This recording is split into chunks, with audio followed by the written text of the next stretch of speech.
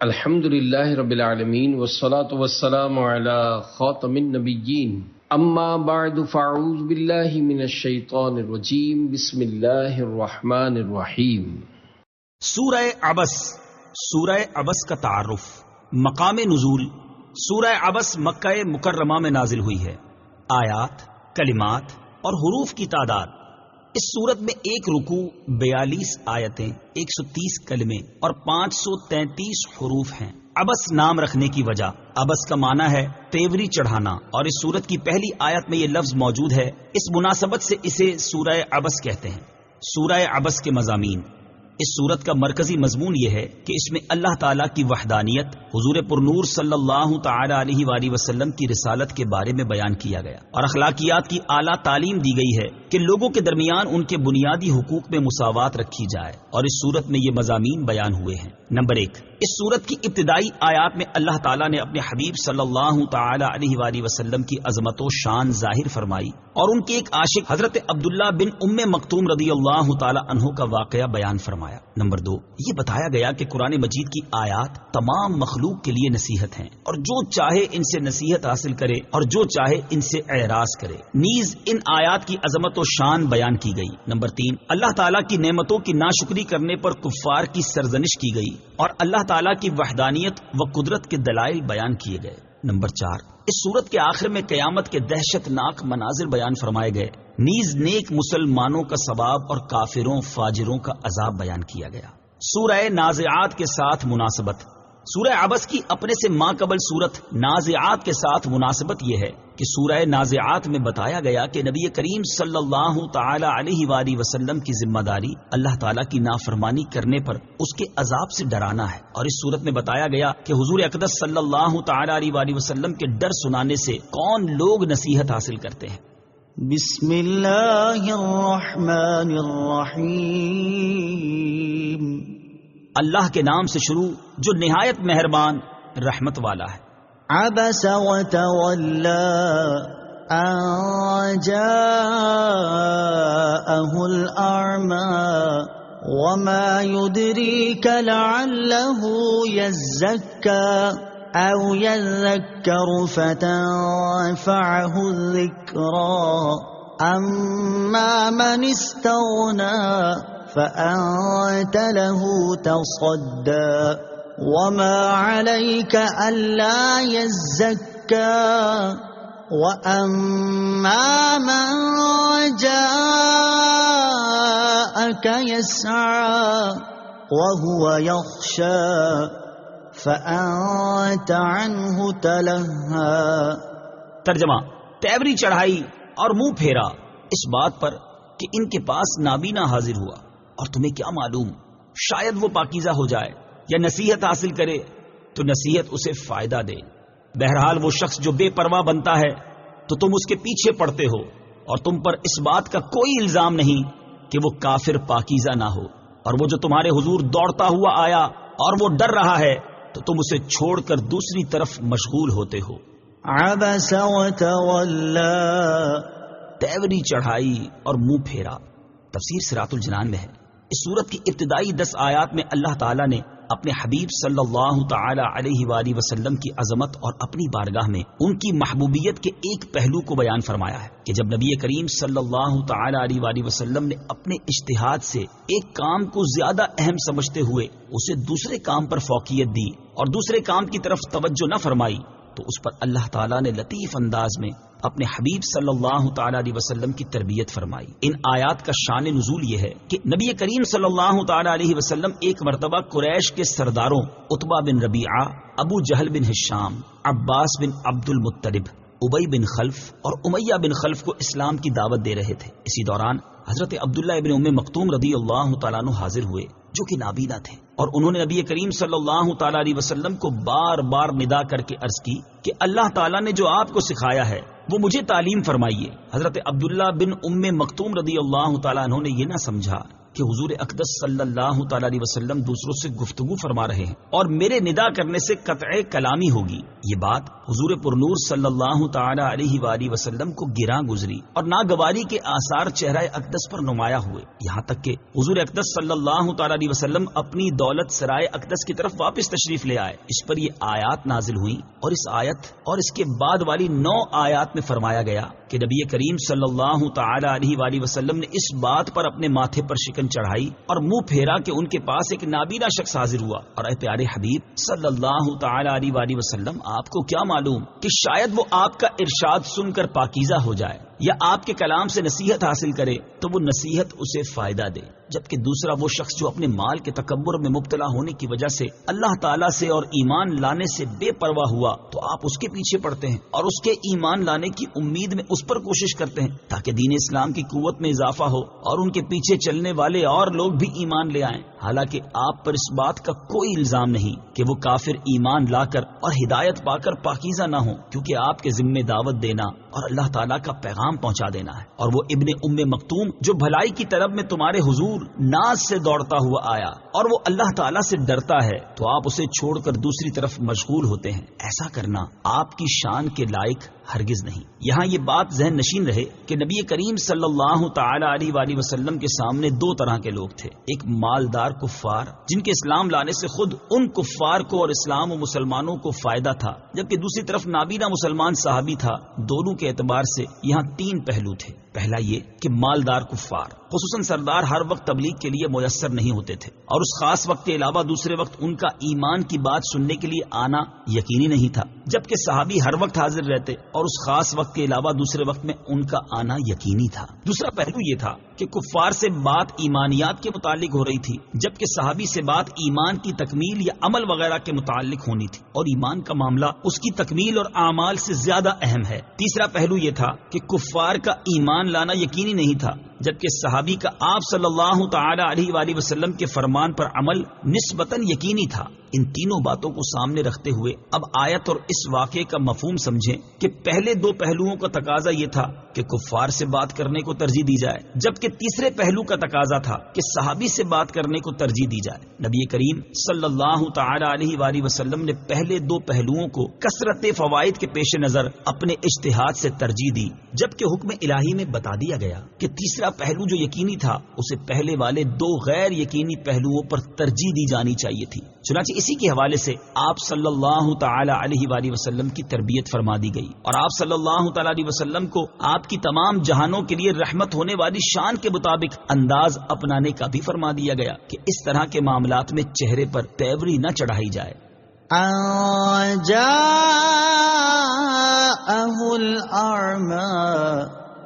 اس بات پر کہ ان کے پاس نابینا حاضر ہوا، حضرت عبداللہ بن ام مکتوم رضی اللہ تعالیٰ عنہ کو نابینا فرما کر ان کی تحقیر نہیں کی گئی، بلکہ اس میں ان کی معذوری کی طرف اشارہ ہے کہ ان سے قطع کلامی بینائی نہ ہونے کی وجہ سے واقع ہوئی، اور اس وجہ سے وہ مزید نرمی کیے جانے کے مستحق تھے۔ حضرت عبداللہ بن ام مکتوم رضی اللہ تعالی عنہ کی شان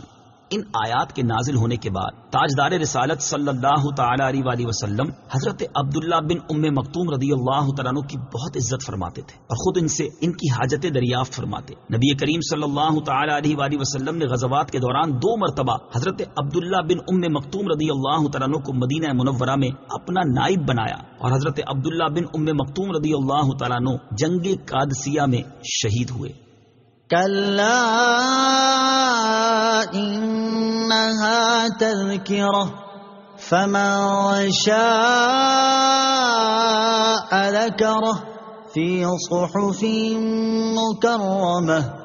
مرفوعۃ مطہرہ بأیدی سفرہ کرام بررہ۔ ترجمہ: ایسے نہیں، بے شک یہ باتیں نصیحت ہیں، تو جو چاہے اسے یاد کرے ان عزت والے صحیفوں میں جو بلندی والے پاکی والے ہیں، ان لکھنے والوں کے ہاتھوں سے لکھے ہوئے جو کرم والے نیکی والے ہیں۔ انہا تذکرہ، بے شک یہ باتیں نصیحت ہیں، تفسیر صراط الجنان میں ہے اس آیت اور اس کے بعد والی 5 آیات کا خلاصہ یہ ہے کہ بے شک قرآن کی آیات مخلوق کے لیے نصیحت ہیں، تو بندوں میں سے جو چاہے ان آیات کو یاد کر کے ان سے نصیحت حاصل کرے اور ان کے تقاضوں کے مطابق عمل کرے، اور جو چاہے ان سے اعراض کرے۔ اور یہ آیات ان صحیفوں میں لکھی ہوئی ہیں جو اللہ تعالیٰ کے نزدیک عزت والے، بلند قدر والے اور پاکی والے ہیں کہ انہیں پاکوں کے سوا کوئی نہیں چھوتا، اور یہ صحیفے ان لکھنے والوں کے ہاتھوں سے لکھے ہوئے ہیں جو کرم والے، نیکی والے اور اللہ تعالیٰ کے فرما بردار ہیں، اور وہ فرشتے ہیں جو ان کو لوح محفوظ سے نقل کرتے ہیں۔ قرآن کریم کی عظمت اس سے معلوم ہوا کہ جن کاغذوں پر قرآن لکھا جائے، جن قلموں سے لکھا جائے اور جو لوگ لکھیں سب حرمت والے ہیں، اور یہ بھی معلوم ہوا کہ قرآن پاک کو سب سے اونچا رکھا جائے، ادھر پاؤں یا پیٹھ نہ کی جائے اور ناپاک آدمی اسے نہ چھوئے، اور یہ بھی معلوم ہوا کہ قرآن پاک کو حفظ کرنا چاہیے۔ اس کی فضیلت کے بارے میں حضرت عائشہ صدیقہ رضی اللہ تعالی عنہا سے مروی ہے، رسول کریم صلی اللہ تعالی علیہ وسلم نے ارشاد فرمایا، اس شخص کی مثال جو قرآن کریم کو پڑھتا ہے یہاں تک کہ اسے ذہن نشین کر لیتا ہے تو وہ بزرگ فرشتوں کے ساتھ ہوگا، اور اس شخص کی مثال جو قرآن کریم کو پڑھے اور اسے ذہن نشین کرتے ہوئے بڑی دشواری کا سامنا ہو تو اس کے لیے دگنا ثواب ہے۔ قتل الانسان ما اکفرہ من ای شیء خلقہ من نطفة خلقه فقدرہ ثم السبیل یسرہ ثم اماته فاقبرہ ثم اذا شاء انشرہ۔ ترجمہ: آدمی مارا جائے کتنا ناشکرا ہے، اسے کس چیز سے پیدا کیا ہے؟ پانی کی بوند سے اسے پیدا فرمایا، پھر اسے طرح طرح کی حالتوں میں رکھا، پھر راستہ اس کے لیے آسان کر دیا، پھر اسے موت دی، پھر قبر میں رکھوایا، پھر جب چاہے گا اسے باہر نکالے گا۔ قتل الانسان ما اکفرہ،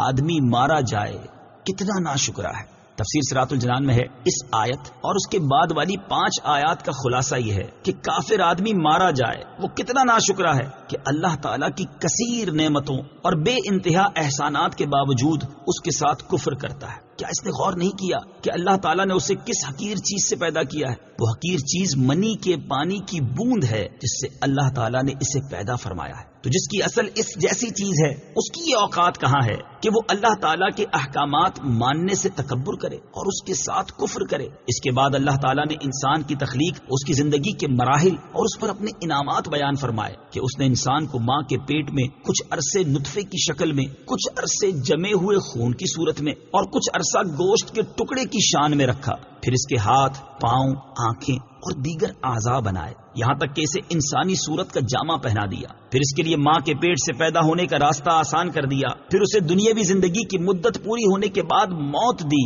تاکہ وہ ابدی زندگی اور دائمی نعمتوں تک پہنچ سکے، پھر اسے قبر میں رکھوایا تاکہ وہ موت کے بعد درندوں کی خوراک بن کے بے عزت نہ ہو، پھر اس کی موت کے بعد اللہ تعالیٰ جب چاہے گا اسے حساب و جزا کے لیے قبر سے باہر نکالے گا، پھر اس کے بعد اس کے مومن ہونے کی صورت میں اپنے فضل سے اسے نعمتوں، لذتوں اور آسائشوں سے بھرپور دائمی زندگی عطا کرے گا۔ جب عقل مند انسان ان چیزوں میں غور کرے گا تو وہ اپنے رب عز و جل کی نعمتوں کی ناشکری اور اللہ تعالیٰ کے ساتھ کفر کرنے کی قباحت کو جان لے گا اور اللہ تعالیٰ کی نعمتوں کا شکر کرنے اور اللہ تعالیٰ پر ایمان لانے کی طرف مائل ہوگا۔ کلا لما یقض ما امرہ۔ ترجمہ: یقیناً اس نے اب تک پورا نہ کیا جو اسے حکم دیا تھا۔ کلا، کوئی نہیں۔ تفسیر صراط الجنان میں ہے اس آیت کی ایک تفسیر یہ ہے کہ کافر انسان کو تکبر کرنے سے، اس کے کفر سے، توحید، مرنے کے بعد اٹھائے جانے اور حشر و نشر کا انکار کرنے پر اصرار کرنے سے روکا گیا تھا، لیکن اس کافر نے اب تک اللہ تعالیٰ کے اس حکم پر عمل کرتے ہوئے ایمان قبول کیا ہے اور نہ ہی وہ اپنے تکبر سے باز آیا ہے۔ دوسری تفسیر یہ ہے یقیناً اس کافر انسان نے اب تک ایمان قبول کرنے کا وہ کام پورا نہ کیا جو اللہ تعالیٰ نے اسے حکم دیا تھا۔ فَلْيَنظُرِ الْإِنسَانُ إِلَىٰ طَعَامِهِ أَنَّا صَبَبْنَا الْمَاءَ صَبًّا ثُمَّ شَقَقْنَا الْأَرْضَ شَقًّا فَأَنبَتْنَا فِيهَا حَبًّا وعنبا وقضبا وزيتونا ونخلا وحدائق غلبا وفاكهة وأبا متاعا لكم ولأنعامكم. ترجمہ: تو آدمی کو چاہیے اپنے کھانوں کو دیکھے کہ ہم نے اچھی طرح پانی ڈالا، پھر زمین کو خوب چیرا تو اس میں اناج اگایا، اور انگور اور چارہ اور زیتون اور کھجور اور گھنے باغیچے اور پھل اور گھاس تمہارے فائدے کے لیے اور تمہارے چوپایوں کے لیے. فَلْيَنظُرِ الْإِنسَانُ إِلَىٰ طَعَامِهِ. تو آدمی کو چاہیے اپنے کھانوں کو دیکھے. تفسیر صراط الجنان میں ہے، اس سے پہلی آیات میں اللہ تعالیٰ کی وحدانیت اور قدرت کے وہ دلائل بیان کیے گئے جو انسان کی اپنی ذات میں موجود ہیں، اور اب اس عالم میں موجود ان چیزوں کے ذریعے اللہ تعالیٰ کی وحدانیت اور قدرت کے دلائل بیان کیے جا رہے ہیں جو انسان کی ضروریات زندگی میں داخل ہیں، اور انسان اپنی زندگی گزارنے کے لیے ان چیزوں کا محتاج ہے. چنانچہ اس آیت اور اس کے بعد والی 8 آیات کا خلاصہ یہ ہے کہ آدمی کو چاہیے کہ وہ اپنے کھانے کی ان چیزوں کو غور سے دیکھ لے جنہیں وہ کھاتا ہے، اور وہ چیزیں اس کی زندگی اور حیات کا سبب ہیں کہ ان میں بھی اس کے رب عز و جل کی قدرت ظاہر ہے. انسان غور کرے کہ کس طرح وہ کھانے کی چیزیں اس کے بدن کا حصہ بنتی ہیں اور کس عجیب نظام سے وہ کام میں آتی ہیں، اور کس طرح رب عز و جل وہ چیزیں عطا فرماتا ہے. کھانے کی یہ چیزیں ملنے کا قدرتی نظام یہ ہے کہ اللہ تعالیٰ نے بادل سے زمین پر اچھی طرح بارش کا پانی ڈالا، کیونکہ پانی کھانے والی چیزوں کی پیداوار کا ذریعہ ہے. پھر اس نے زمین کو خوب چیرا جس سے دانے کا کمزور پودا نمودار ہوتا ہے. اگر رب تعالیٰ زمین کو چیر نہ دیتا تو کمزور کونپل باہر کیسے نکلتی؟ اور تمہارے فائدے کے لیے اس زمین سے اللہ تعالیٰ نے گندم اور جو وغیرہ اناج اگایا جس سے غذا حاصل کی جاتی ہے، اور زمین سے انگور، چارہ، زیتون، کھجور، گھنے باغیچے اور پھل پیدا کیے، اور تمہارے چوپایوں کے فائدے کے لیے گھاس پیدا کی. تو غور کرو کہ جس رب تعالیٰ نے اپنے بندوں پر احسان کرتے ہوئے انہیں ایسی عظیم نعمتیں عطا کی ہیں، اس کی عبادت سے منہ پھیرنا اور اس پر ایمان لانے سے تکبر کرنا کسی عقل مند انسان کے شایان شان کس طرح ہو سکتا ہے؟ فَإِذَا جَاءَتِ الصَّاخَّةُ يَوْمَ يَفِرُّ الْمَرْءُ مِنْ أَخِيهِ وَأُمِّهِ وَأَبِيهِ وَصَاحِبَتِهِ وَبَنِيهِ لِكُلِّ امْرِئٍ مِّنْهُمْ يَوْمَئِذٍ شَأْنٌ يُغْنِيهِ. ترجمہ: پھر جب وہ کان پھاڑنے والی چنگھاڑ آئے گی، اس دن آدمی اپنے بھائی سے بھاگے گا، اور اپنی ماں اور اپنے باپ اور اپنی بیوی اور اپنے بیٹوں سے. ان میں سے ہر ایک کو اس دن ایک ایسی فکر ہوگی جو اسے دوسروں سے لاپرواہ کر دے گی. فَإِذَا جَاءَتِ الصَّاخَّةُ. پھر جب وہ کان پھاڑنے والی چنگھاڑ آئے گی. تفسیر صراط الجنان میں ہے، اب یہاں سے قیامت کی ہولناکیاں بیان کی جا رہی ہیں، کیونکہ انسان جب ان ہولناکیوں کے بارے میں سنے گا تو اس کے دل میں خوف پیدا ہوگا، اور اسی خوف کی وجہ سے وہ دلائل میں غور و فکر کرنے، کفر سے منہ موڑ کر ایمان قبول کرنے، لوگوں پر تکبر کرنا چھوڑ دینے، اور ہر ایک کے ساتھ عاجزی و انکساری کے ساتھ پیش آنے کی طرف مائل ہوگا. چنانچہ اس آیت اور اس کے بعد والی 4 آیات کا خلاصہ یہ ہے کہ جب دوسری بار سور پھونکنے کی کان پھاڑ دینے والی آواز آئے گی تو اس دن آدمی اپنے بھائی، اپنی ماں، اپنے باپ، اپنی بیوی اور اپنے بیٹوں سے بھاگے گا، اور ان میں سے کسی کی طرف توجہ نہیں کرے گا تاکہ ان میں کوئی اپنے حقوق کا مطالبہ نہ کرے، اور ان میں سے ہر ایک کو اس دن ایک ایسی فکر ہوگی جو اسے دوسروں سے لاپرواہ کر دے گی. حضرت عبداللہ ابن عباس رضی اللہ تعالی عنہما سے روایت ہے، حضور اقدس صلی اللہ تعالی علیہ وآلہ وسلم نے ارشاد فرمایا، قیامت کے دن تم ننگے پاؤں، ننگے بدن اور بے ختنہ شدہ اٹھائے جاؤ گے. ایک صحابیہ رضی اللہ تعالی عنہا نے عرض کی، یا رسول اللہ صلی اللہ تعالی علیہ وآلہ وسلم، کیا لوگ ایک دوسرے کے سطر کو بھی دیکھیں گے؟ ارشاد فرمایا، اے فلاں عورت، لِكُلِّ امْرِئٍ مِّنْهُمْ يَوْمَئِذٍ شَأْنٌ يُغْنِيهِ. ترجمہ: ان میں سے ہر ایک کو اس دن ایک ایسی فکر پڑی ہوگی جو اسے دوسروں سے لاپرواہ کر دے گی. وُجُوهٌ يَوْمَئِذٍ مُسْفِرَةٌ